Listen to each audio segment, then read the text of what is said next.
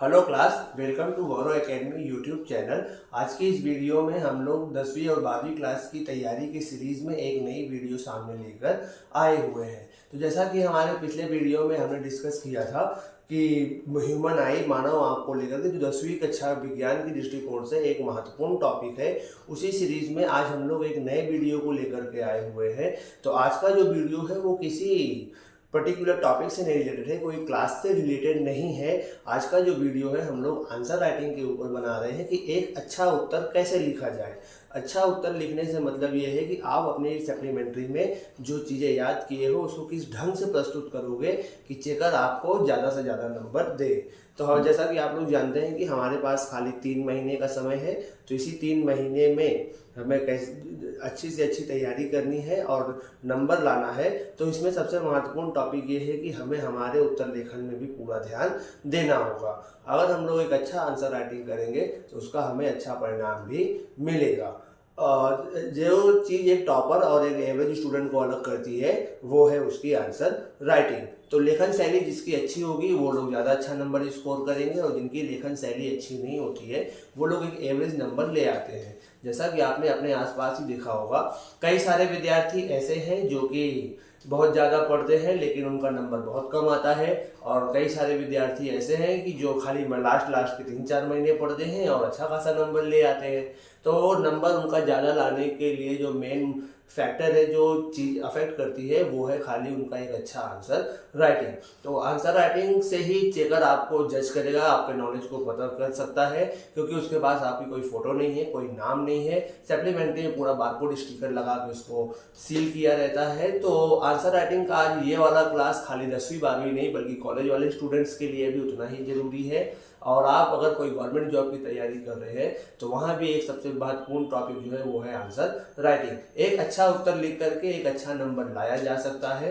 और इसी सीरीज में आज की हम लोग बातचीत में देखेंगे कि एक अच्छा आंसर लिखते वक्त कौन सी बातों को ध्यान में रखना चाहिए, कौन सी बातों को हमें छोड़ देना चाहिए, और आंसर राइटिंग करते वक्त कौन कौन से ऐसे टॉपिक है जिसको हम लोगों को अच्छी तरह से रिप्रेजेंट करना है, जिससे कम लिखावट में ही हमको ज़्यादा नंबर मिल जाए। मार्क्स के हिसाब से भी आंसर लिखना बहुत ज़्यादा जरूरी है। कई बच्चे बड़े बड़े लॉन्ग आंसर जैसे कि 5 नंबर 10 नंबर के जो सवाल पूछे जाते हैं, इनमें ये बच्चे लोग बहुत ही कम आंसर लिखते हैं। आधे पेज का आंसर लिखने पे 5 नंबर में से आपको खाली 1 नंबर ही मिलेगा। तो मार्क्स को देखते हुए भी आंसर का लेंथ कितना होना चाहिए ये भी एक बहुत ज़रूरी बात है। तो आइए आज की वीडियो बिना देरी किए शुरू करें।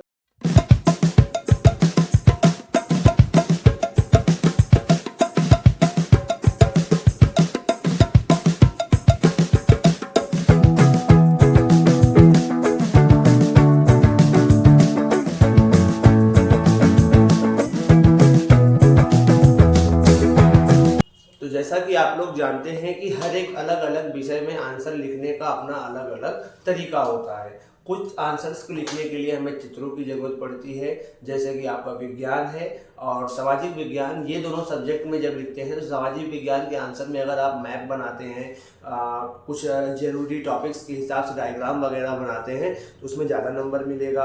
और इकोनॉमिक्स जो कि एक कॉमर्स सब्जेक्ट है और आर्ट्स वालों में भी है, तो ये सब्जेक्ट के टाइम पे अगर आप डेटा लिखते हैं, उसमें संख्याएं में जानकारी देते हैं, तो इससे जो है आंसर राइटिंग में आपकी काफ़ी अच्छी सुधार होगी।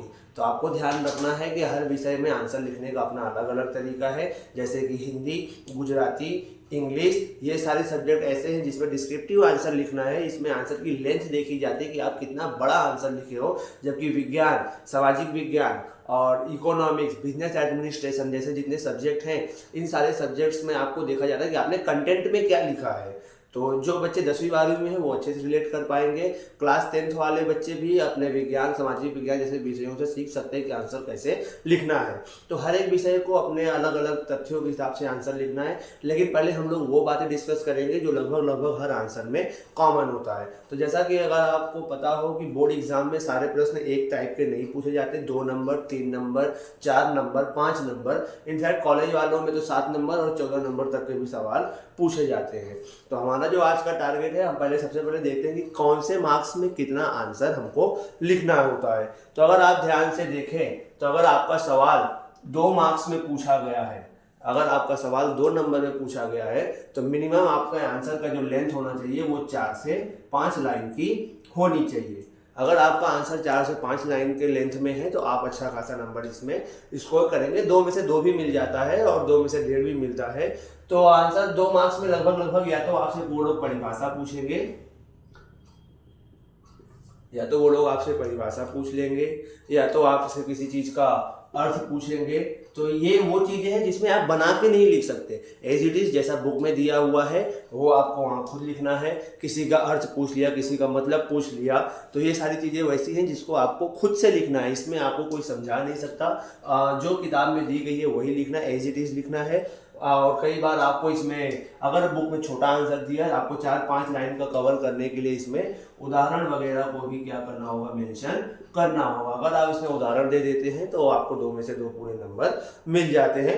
उदाहरण वाला कंटेंट हर बार यूज नहीं होगा। आप विज्ञान में अगर आपको कोई प्रयोग याद है तो वो प्रयोग थोड़ा सा मेंशन कर सकते हो, नहीं पूरा प्रयोग मेंशन करना है तो उसका खाली नाम लिख दो, उससे भी आपका काम 2 मार्क्स में हो जाएगा। ये वो आंसर राइटिंग है जिसमें आपको कोई कुछ सिखा नहीं सकता, इसको आपको एज इट इज जैसे है वैसे का वैसा ही लिखना है। अब दूसरा एक और आंसर आता है हमारा 2 मार्क्स के बाद, एक और आंसर आता है हमारे 3 मार्क्स वाले सवाल में। 3 मार्क्स वाले सवाल में आपको ऐसा मान के चलना है कि आपकी जो आंसर की लेंथ है वो कम से कम नहीं तो 8 से 10 लाइन की होनी चाहिए, है ना। 3 मार्क्स वाले में आप ट्राई करिएगा कि आधा पेज का आंसर तो आप भर ही दो आधा पेज वाले में, क्योंकि इसमें ज़्यादा करके आपको 2 सवाल जोड़ के पूछा जाएगा, कभी भी सिंगल सवाल आपसे इसमें पूछा नहीं जाता है। जब भी कोई प्रश्न आएगा उसमें कोई ना कोई 2 प्रश्न जरूर उसमें जुड़ा हुआ होगा, तो उसी हिसाब से 3 मार्क्स वाले में आपको कम से कम आधे पेज का आंसर तो लिखना ही है। तो आप यहाँ से 8 से 10 लाइन, अगर आपका 4 मार्क्स का सवाल पूछा गया है तो पूरा 1 पेज पूरा भर दीजिए। और अगर आपसे 5 नंबर का सवाल पूछा जाए तो उसमें कम से कम आप मान के चलो 1.5 पेज से लेकर के 2 पेज का आंसर आपको पूरा का पूरा लिखना है। अब 2 पेज का मतलब क्या होता है सर? तो 2 पेज का मतलब होता है एक वो पेज, समझ लो अब आपका एक ये पेज है जिसको आप पूरा लिखोगे और इसी पेज को जैसे पढ़ लोगे जिसके पीछे भी एक पेज रहता है, उस पेज में कम से कम आपको आधा या तो आपको इसमें पूरा का पूरा आंसर लिखना है।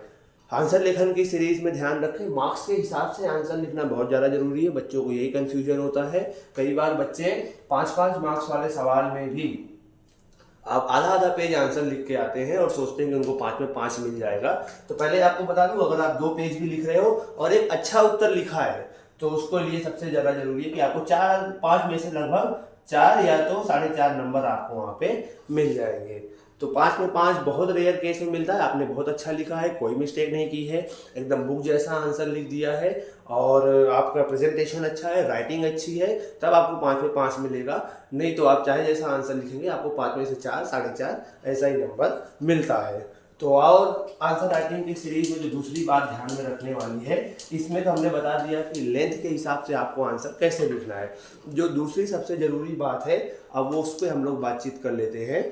तो दूसरे वाले अगर आप लोग दूसरे फैक्टर को देखोगे तो वो इफेक्ट करता है आपकी राइटिंग। आंसर राइटिंग की दूसरी सीरीज में जो सबसे ज़्यादा जरूरी चीज़ है वो है आपकी राइटिंग। तो कई बच्चों को अगर आपने देखा होगा कि वो भले उनको कुछ नहीं याद हो, कुछ नहीं लिखते हैं, बुक से कोई ज़्यादा रिलेटेड भी नहीं लिखते हैं, तो उनको ये रहता है कि सर उनकी राइटिंग इतनी अच्छी होती है कि चेकर खाली चेक करके मार्क्स दे देता है। राइटिंग देखने में इतनी अच्छी लगती है कि उसको अंदर कंटेंट पढ़ने की जरूरत नहीं होती है, वो ऐसे ही बाहर से आंसर देखेगा और आपको पूरा में पूरा मार्क्स दे देगा। और कई बच्चे बहुत अच्छा लिखते हैं, पूरा याद करके गए हैं, पूरी बुक की बुक लाइन लिख देते हैं, लेकिन उसके बावजूद भी वो इनकी राइटिंग इतनी घटिया होती है कि उसको देखने का भी मन नहीं करता। अब आप खुद सोचो, एक चेकर जिसको दिन में लगभग 4 से 5 हज़ार कॉपी चेक करनी रहती है, अब उस चेकर आपकी ही कॉपी क्यों चेक करे? अगर कुछ तो रीज़न होगा ना। तो वो रीज़न यही है कि आपने एक अच्छा आंसर लिखा है। अभी ऐसे आंसर्स भी होते हैं जिसमें इतना घटिया लिखा है तो वो चेकर्स को साइड कर देते हैं, लास्ट में उनको फिर दवा खा के उसको चेक करना पड़ता है। कुल मिला के इतना घटिया रहता है उसको देखने का भी मन नहीं करता है। तो ऐसे बहुत से बच्चे हैं जो आंसर लिखने के बाद इतना खराब राइटिंग लिखते हैं कि उनको खुद को नहीं पढ़ने में आता है कि उन्होंने एक्चुअल में लिखा क्या है, तो दूसरा कोई क्या पढ़े। तो राइटिंग में अगर आपकी राइटिंग बहुत अच्छी है तो अच्छी बात है, राइटिंग अच्छी नहीं है तो कम से कम आप ऐसे अक्षर लिखो कि आपके अलावा भी उसको कोई पढ़ सके। तो दूसरी महत्वपूर्ण चीज है, आपकी राइटिंग ऐसी होनी चाहिए कि आपके अलावा भी उसको कोई और दूसरा इंसान भी पढ़ सके। और तीसरी बात चीज ध्यान में रखनी है कि ज़्यादा से ज़्यादा राइटिंग में काट कूट नहीं करना है। आपने देखा होगा, समझ लो जैसे कि मैंने एक स्पेलिंग लिख दी, तो अब मैंने एप्पल की जगह इसको ये लिख दिया, तो बच्चे क्या करते हैं, इसको काटने में एकदम गोचा गोचा गोचा कर देंगे पूरा, तो ये दूर से ही देखने में बहुत खराब लगता है, आपकी अच्छी से अच्छी राइटिंग को भी खराब कर सकता है। अब समझ लो आपको यही लिखने में गलती हुई है, तो आप पेंसिल लो और एकदम हल्के हाथ से उसको ऐसे काट दो और बाजू में उसकी स्पेलिंग लिख दो। तो इस तरह से आपको काट पीट में भी ध्यान रखना है, करेक्शन को कैसे सुधारना है। कुल मिला के आपको राइटिंग वाले फेज में इतना ही ध्यान रखना है कि आपका उत्तर जो है वो अच्छा से अच्छा दिखने में क्यों अच्छा लगे, चाहिए वही चीज़ है कि देखने में आपका आंसर बहुत अच्छा लगे, उसी बात का इसमें आपको ध्यान में रखना है। राइटिंग के बाद जो दूसरी फैक्टर है जो आपके इफेक्ट करती है वो होती है स्पेलिंग मिस्टेक्स। तो कई बच्चे जो हिंदी मीडियम वाले वो मात्राओं की बहुत ज़्यादा गलती करते हैं और इंग्लिश मीडियम वाले ज़्यादा करके स्पेलिंग्स की जो मिस्टेक करते हैं वो भी अफेक्ट करता है। अब चेकर का ध्यान समझ लो उस अक्षर पे ही चला गया जिसमें आपने स्पेलिंग मिस्टेक की थी, तो उसको अंदाजा लगेगा कि ये लगभग इसने ऐसे ही लिखता होगा, इसकी राइटिंग खराब है, तो इसलिए वो स्पेलिंग के नंबर भी काट लेते हैं। तो मात्राओं को भी ध्यान में रखना है। तो जिन बच्चों की राइटिंग बहुत खराब है उनके लिए एक ही सजेशन है कि वो लोग रोज लगभग 1 से 2 पेज लिखा करें। अगर वो 1 से 2 पेज डेली लिखेंगे तो अभी पेपर आने में टाइम है, 27 फरवरी को पेपर है, तो पेपर आते आते आपकी राइटिंग अच्छी हो जाएगी। और जो बच्चे बहुत जल्दी लिखते हैं उनसे यही अनुरोध है कि अगर वो अभी से ही धीरे धीरे लिखेंगे तो एक समय के बाद उनकी राइटिंग बहुत अच्छी हो जाएगी। अब राइटिंग अच्छी के बाद अगर आप दूसरा चीज़ देखोगे तो वो होता है अब आपका प्रेजेंटेशन। आंसर की मैंने लेंथ बता दी, आपको राइटिंग कैसे लिखनी है वो बता दी। अब तीसरा जो सबसे महत्वपूर्ण टॉपिक होता है वो होता है आपका प्रेजेंटेशन, कि आपने प्रेजेंटेशन कैसा दिया है। तो अब आप समझ लो कि अगर ये एक पेज है, आप खुद सोचो अगर एक पेज है और मैं इसमें ऐसे लिखता हूँ, खाली लाइन लाइन लाइन लाइन भर दूँ, ये देखने में कितना घटिया लगता है, ये देखने में कितना घटिया लगता है। फिर आपको बता दूं कि हर जगह पे आंसर लिखने का हर विषय का अपना अपना तरीका है। अगर आप निबंध लिख रहे हैं तो आपको पैराग्राफ में ही लिखना पड़ेगा क्योंकि उसमें आपको लंबा लेंथ कवर करना है। तो अगर आप निबंध जैसे लिख रहे हो, रिपोर्ट राइटिंग लिख रहे हो, तो ये सारी चीज़ों में आपको लंबा आंसर लिखना है जिसमें आप पैराग्राफ में ही लिखोगे। लेकिन अब समझ लो कोई एक ऐसा टॉपिक है जिसमें पॉइंट्स में है। अब सपोज करो कि सामाजिक विज्ञान का ही एक टॉपिक है, अब उन्होंने 10वीं क्लास का ही एक टारगेट कर लेते हैं, तो उन्होंने पूछा है विरासत, विरासत का अर्थ और उसके प्रकार।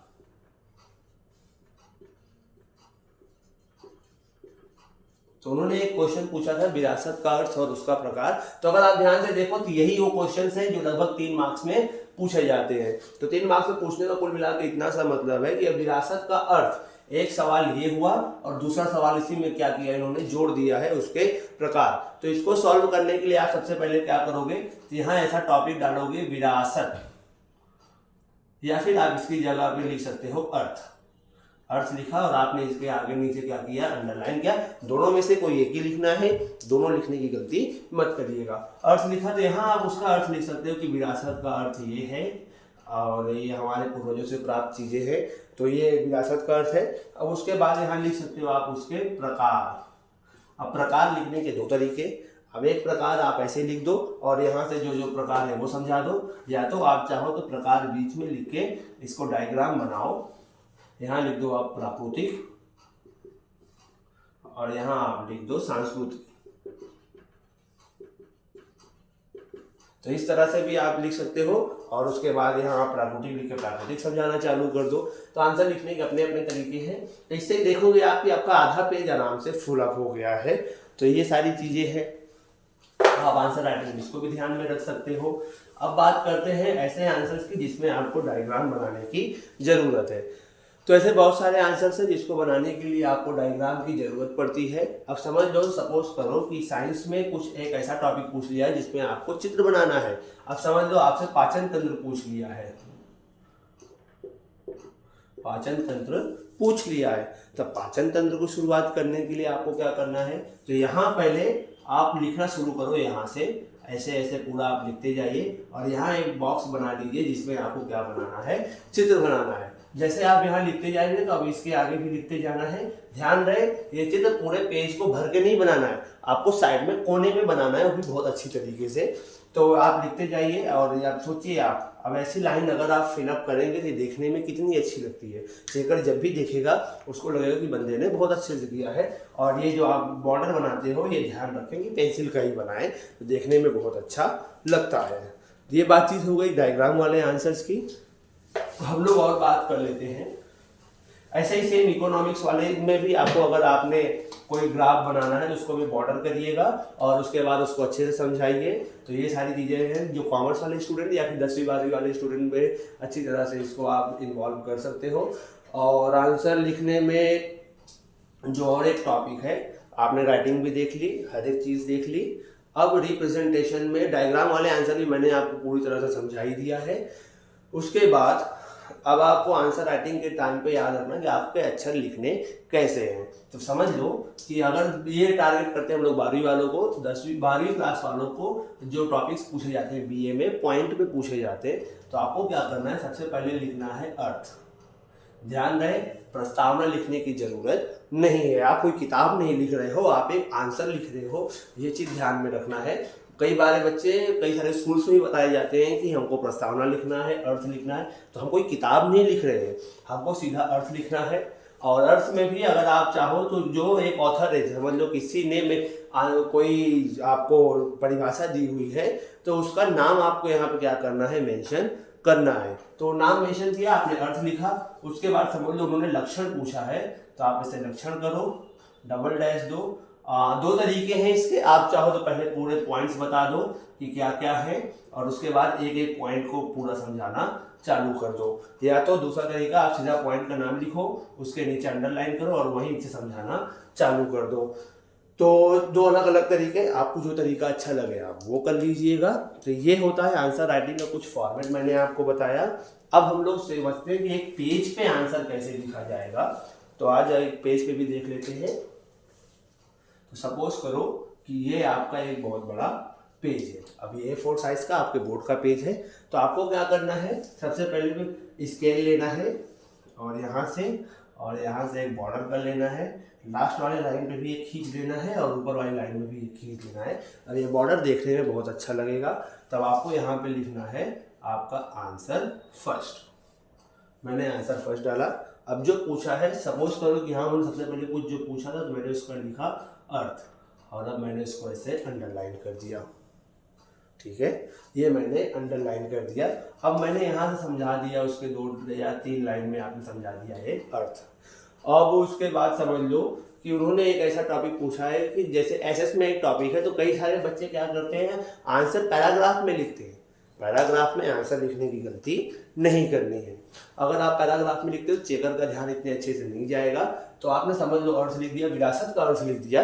अब उन्होंने पूछा है विरासत के प्रकार, तो आप 2 प्रकार पहले लिख देंगे कि विरासत के प्रकार। आप चाहो तो यहाँ पे ऐसे डायग्राम बना लो, जो मैंने 2 प्रकार आपको बताए थे, एक प्राकृतिक और एक सांस्कृतिक। और उसके बाद जो दूसरा टॉपिक आ गया, अब इसमें मैंने पहले समझाना है प्राकृतिक।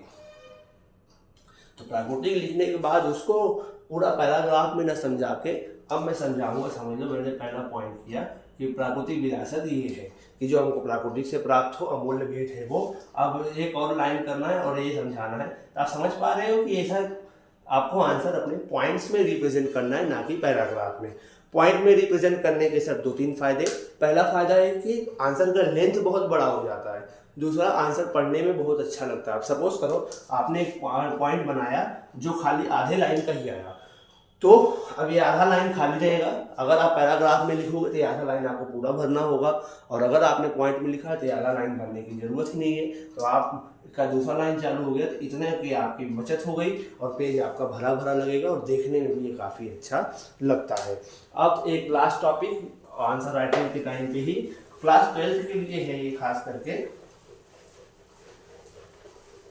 क्लास 12 वालों के लिए अगर आप लोग देखो तो वो लोग बीए में, अगर आप समझ लो बीए में उन्होंने कोई एक पॉइंट बताया और उस पॉइंट के नीचे का जो समझाना रहता है पॉइंट के अंदर लिखने का, तो वो लोग लगभग सभी बच्चे बना के ही लिखते हैं। लेकिन बनाने में भी आपको ध्यान रखना है कि आपको अपने मन से नहीं बनाना है। तो किताब पढ़ते वक्त पॉइंट के अंदर थोड़ा बहुत आप पढ़ा करिए, उससे क्या होगा कि आपको नॉलेज रहेगा कि एग्जैक्ट आपको कैसे लिखना है। तो किताब के कुछ शब्द तो आपके अंदर होने ही चाहिए। समझ लो मेरा एक पॉइंट था तो मैंने इतना दूर पे पॉइंट लिखा। अब पॉइंट के नीचे आपको बिंदु करना है और आपकी पहली एक लाइन समझा दिए, फिर दूसरी एक लाइन समझा दिए, तीसरी एक लाइन समझा दिए, चौथी एक लाइन समझा दिए। तो इस तरीके से अगर आप समझाते हैं तो भी एक अच्छा तरीके से आंसर लगेगा। अब सपोज करिए कि आपके बुक में 8 पॉइंट है, तो ज़रूरी नहीं है कि आपको 8 के 8 याद करने हैं। आप खाली 6 पॉइंट याद कर लीजिए, 6 पॉइंट के अंदर का भी बहुत अच्छे से याद कर लीजिए, तो आप बहुत अच्छी तरह से आंसर लिख लेंगे। तो एक बात समझ लीजिए कि एक तथ्य है कि अगर आप समझ लो 100% आपका सिलेबस है, तो आपने 100% का 100% पढ़ लिया, याद कुछ भी नहीं है। और एक दूसरा तथ्य है कि आपने खाली 70% ही पढ़ा है और 70 का 70% आपको पूरा याद है। तो इन दोनों केस में कौन सा सबसे ज़्यादा अच्छा होगा? तो मेरे हिसाब से 70% वाला अच्छा है। कम से कम जितना पढ़ा है उतना याद है। तो 8 के 8 पॉइंट याद करने के चक्कर में बच्चे 6 भी भूल जाते हैं। तो आपको इतना बर्डन नहीं लेना है, पूरा नहीं याद करना है, छोटे छोटे ही याद करने हैं। आर्ट्स वाले स्टूडेंट अगर हिस्ट्री वगैरह का आंसर लिखते हैं तो उनको ध्यान में रखना है कि आंसर पॉइंट में लिखे, जो पूछा गया है खाली वही लिखे। और एक दूसरी कमी जो बच्चों में मुझे देखने को मिलती है, तो वो लोग अपने आंसर में एक्स्ट्रा शब्द बहुत ज़्यादा डालते हैं। अब एक्स्ट्रा शब्द जैसे समझ लो कि अगर आपने समझ लो मराठाओं के बारे में कुछ पूछा है, तो अब बच्चे लोग कैसे लिखते हैं? मराठा लोग जो थे वह लोग बहुत बहादुर।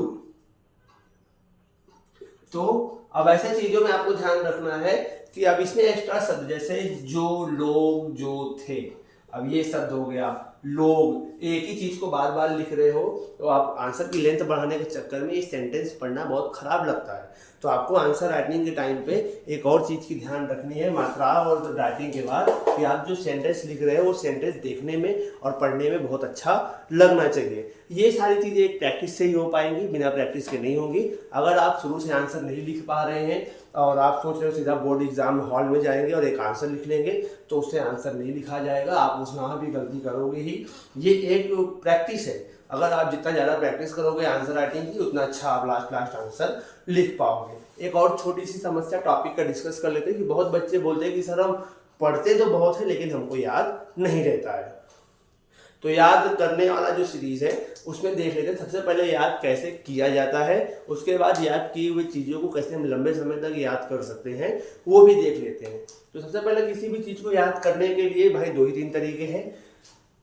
पहला तरीका है कि जब कोई टॉपिक आपके क्लास में चल रहा है तो उसी समय उसको एकदम ध्यान से आपको सुनना है, समझना है। ध्यान रहे क्लास में इसको रट्टा मारना नहीं है, खाली एक बार ध्यान से जो टीचर आपको समझा रहे हैं उसको ध्यान से सुनना है, समझना है। अब आप समझने के बाद चले गए अपने घर। आप कहाँ आ गए? अपने घर। जब आप अपने घर आ गए हैं तो वहाँ भी आपको एक बार अच्छी तरह से इसको देखना है। गए घर, समझ लीजिए कि आपने 10 से 12 एक जगह ट्यूशन पढ़ा, अब आप वहाँ पे पूरा टॉपिक सीखे हो। अब आप उसके बाद अपने घर गए, तो घर जाके थोड़ा बहुत रेस्ट करके खाना पीना खाने के बाद आप 2 बजे फिर बैठो। 2 बजे फिर बैठो। 2 बजे अगर आप बैठ जाते हो तो उसके बाद आप एक बार पूरा अच्छी तरह से देखो, ध्यान से खुद से पढ़ो। आपने क्या समझा वो देखो, टीचर ने क्या समझाया था वो दोनों कंबाइन करो और उसको एक बार बिना देखे लिखो। लिखने के बाद उसको किताब से आप वापस मैच करना है। आपको मैच करने के बाद आपको देखना है कि आपने क्या गलतियां की हैं। खास करके गलतियों में यह ध्यान रखना है मात्राओं की कौन सी गलती हुई है, आपने एक्स्ट्रा शब्द कौन से लिखे हैं, किसको आप रिमूव कर सकते थे। उसके बाद अपनी एक नोटबुक में उसके नोट्स बना लो। नोट्स बनाना बहुत ज़रूरी है। जो बच्चे नोट्स बना लेते हैं लास्ट उसका फ़ायदा उनको बहुत होता है, और जो बच्चे नोट्स नहीं बनाते हैं लास्ट उनको उससे बहुत तकलीफ भी होती है। तो नोट्स बना लिया आपने, उसके बाद एक बार आप लोगों को आंसर राइटिंग भी कर लेना है। आंसर राइटिंग कर लेना है। उसके बाद जो ये हो गई याद करने की प्रोसेस। नोट्स में आपको ध्यान में रखना है कि नोट्स कैसे बनाने हैं। तो नोट्स बनाने के लिए सबसे सिंपल सा मतलब है कि आपने जो याद किया है नोट्स कभी भी किताब का देख के नहीं बनाया जाता है। नोट्स बनाने का मतलब ये है कि आपका जो इम्पोर्टेंट टॉपिक था आपको उसको पॉइंट वाइज लिख लेना है, ताकि जब कभी भी आप रिवीजन करने बैठो तो खाली वो हेडिंग देख लो तो आपको पूरा का पूरा टॉपिक अपने आप याद हो जाए। यही होता है नोट्स बनाना। अब नोट्स मैंने बना लिया सर, आंसर राइटिंग कर लिया, प्रैक्टिस भी कर ली। अब आती है बात लंबे समय तक उसको याद कैसे रखें। तो लंबे समय तक याद रखने के लिए रिवीजन करना पड़ता है। रिवीजन करने का कुछ अपना अपना नियम है। तो सर अगर आपने कोई टॉपिक पढ़ा है तो ऐसा आपको मान के चलना है कि उसका जो पहला रिवीजन है वो एक बार तो आप क्लास में पढ़े हो, तो पहली बार पढ़े, दूसरी बार गए सर आपने खुद पढ़ा, तो अब बात आती है इसको लंबे समय तक याद रखने में। तो पहला रिवीजन आपका हर हाल में 24 घंटे के अंदर हो जाना चाहिए। आप समझ लो आपने एक टॉपिक है उसको सुबह पढ़ा, अब सुबह पढ़ने के बाद अब आपको उसको जो रिवीजन करना है सोने से पहले, उसी दिन आप सुबह आपने समझ लो 7 बजे एक टॉपिक पढ़ा, एक आंसर याद किया और शाम को उसको पढ़ रहे हो। उसके बाद अगले दिन जब दोबारा सुबह उठे तो एक बार और रिवीजन किए, तो ये रिवीजन होता है 24 घंटे का। फिर उसी हफ्ते में आपको एक बार रिवीजन करना है और उसी के एक बार मंथ में अगर आपने रिवीजन कर लिया तो आपको बहुत अच्छी तरीके से याद रह जाएगा, क्योंकि 2 ही 3 महीने बचे हुए हैं। तो अब मेहनत करने का समय आ ही गया है। तो इस तरीके से आप आंसर को लंबे समय तक याद रख सकते हो। तो आंसर राइटिंग में जितनी भी चीज़ें आपको याद करनी है वो सारी चीज़ें मैंने आपको बता दी है। इतनी सारी बातों को ध्यान में रखना है। वीडियो ज़्यादा लंबी हो गई है, लेकिन आप बहुत अच्छी तरह से पेशेंस रख के देखिएगा। हर एक चीज़ें काम की है, कोई भी टॉपिक आप स्किप मत करिए, नहीं तो आपसे मिस आउट हो जाएगा। इन्हीं सारी बातों को ध्यान रख के आप एक अच्छी तैयारी करिए और मन लगा कर पढ़िएगा और रोज़ आंसर राइटिंग की प्रैक्टिस करिए। कम से कम रोज़ एक आंसर तो आपको लिखना ही है। इन सारी बातों को ध्यान में रख करके आप अगर आंसर राइटिंग करते हो तो एक अच्छा खासा नंबर आप स्कोर कर लोगे। तो आज की बातचीत यहीं तक रखते हैं। वीडियो अच्छी लगी हो तो वीडियो को लाइक करिए, चैनल को सब्सक्राइब करें, ताकि आप आने वाले हर एक अपडेट मिस मत करिए। हर एक वीडियो अच्छी तरह से देखना है जो आपकी तैयारी में 4 चांद लगा देंगे। हमारा पूरा क्लास जो डेडिकेटेड है वो उन्हीं स्टूडेंट्स के लिए ज़्यादा है कि जो अभी लास्ट पढ़ के पास होना चाहते हैं। इसके बाद ही बहुत सारे क्लास अभी बाकी हैं। अभी क्लास 10वीं के बहुत सारे विषय हम पढ़ाएंगे, हर एक चीज़ का रिवीजन किया जाएगा। कौन से विषय में आपको ज़्यादा ध्यान देना है, कौन से विषय में कम ध्यान देना है, आपको अगले वाले वीडियो में कौन सा टॉपिक चाहिए, कौन से सब्जेक्ट का रिवीजन चाहिए, वो भी आप हमें कमेंट में बता सकते हैं। तो मिलते हैं अगले वाले वीडियो में। हमारी अगली वीडियो लगभग 10वीं क्लास के मैथ को लेकर के बनेगी। तो चैनल को सब्सक्राइब करके बेल आइकन प्रेस करिए ताकि आप अपडेट रहें हमारे साथ। धन्यवाद।